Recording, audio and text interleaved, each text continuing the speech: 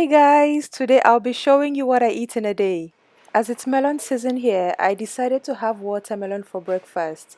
This watermelon is super huge. It's almost twice the size of my head. Can you hear that crack? It's a good sign. It means the watermelon is going to be a sweet one. I can't wait to see what the inside looks like though. This is the moment of truth. Yay! Look how perfect and pigmented that is.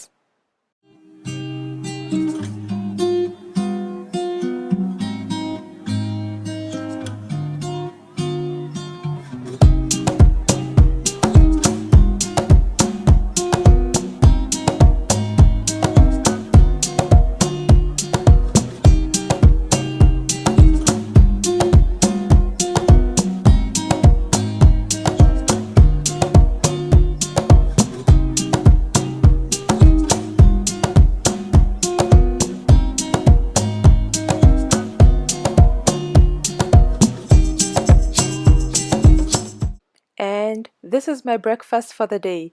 It was quite refreshing and it was actually a very sweet watermelon. I'm glad I bought it. After breakfast, I went ahead to bake some bread because I was out of bread. I do bake my own bread at home because it's a bit difficult to find vegan bread around here. Today I'm baking a charcoal bread which is quite easy, and using a bread maker saves me time as well because I just need to chuck all the ingredients in, turn it on and leave it for a few hours till it's done.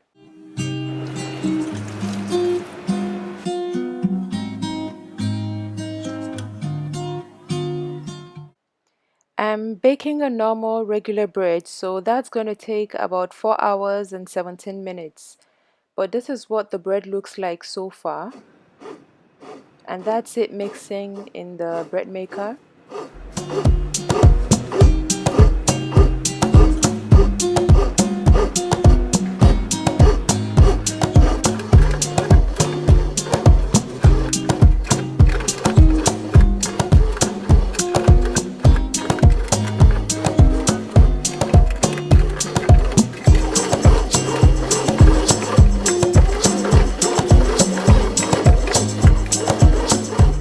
After I was done with the bread maker, I left it to do its thing and moved on to lunch preparation.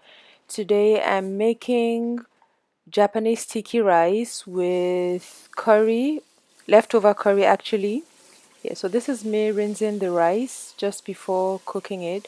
I'm using a rice cooker, and rice cooker really helps a lot because it makes the rice cooking process really easy and effortless.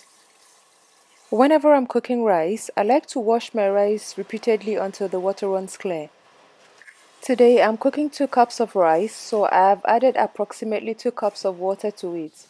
And now it's time to turn on the rice cooker and let it do its thing. The rice will be cooked in about 30 minutes, so that gives me time to do other things. And voila, the rice is cooked and all done. So I'm going to move over to warming up my curry. This is my leftover curry which I made 5 days ago for dinner. It's made with red lentils, kabocha pumpkin, sweet potatoes and some mushrooms. I'm warming this up on the cooker because I realized that if I use the microwave, it usually sucks up the moisture from my food, which I don't like, so I prefer to use the cooker. I go ahead to add a little bit of water to the curry just to loosen it up and make it a bit smoother. I'm gonna let this warm up for about 5 minutes, then check on the corn which I'm air frying in the background. Looks like my curry is ready. Now this is the consistency that I like. It's not too thick and it's not too runny. It's just perfect. After this, I'm gonna go ahead to cut my lettuce and cherry tomatoes which I'll be serving my lunch with.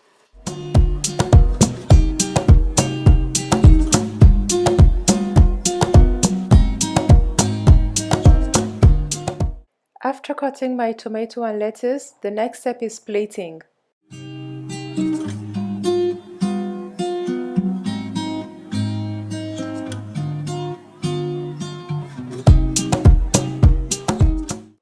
And here's my lunch.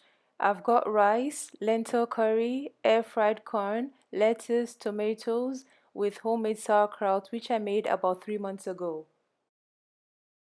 By the time I was done with lunch, my bread maker had worked its magic. My charcoal bread was fully cooked, and this is what it looks like. This bread might not be aesthetically pleasing to the eyes, but trust me, it's very delicious, soft, and I would say healthy. When it was about 4:30, I decided to start prepping for dinner. For dinner, I'm having air-fried kabocha squash with some lettuce. I usually like to have my dinner between 5:30 and 6 o'clock. Cutting the squash was very difficult because it required a lot of strength, but eventually I got a hang of it.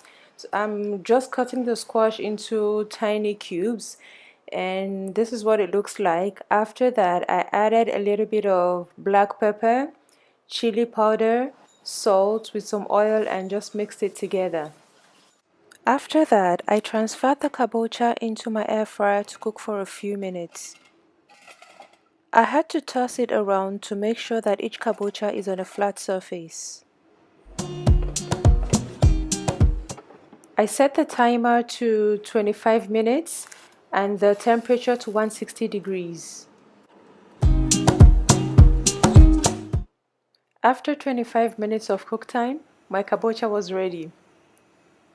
Guys, let's take a moment to appreciate how delicious this looks. And the next step is to begin plating. I'm going to be serving the kabocha on a bed of lettuce and add an avocado by its side. I hope I get a perfect avocado. Well, this avocado isn't too perfect, so I eventually added some cherry tomatoes by the side and mashed up the avocado with half a lemon and added some nutritional yeast on it. Please subscribe. See you next time. Bye.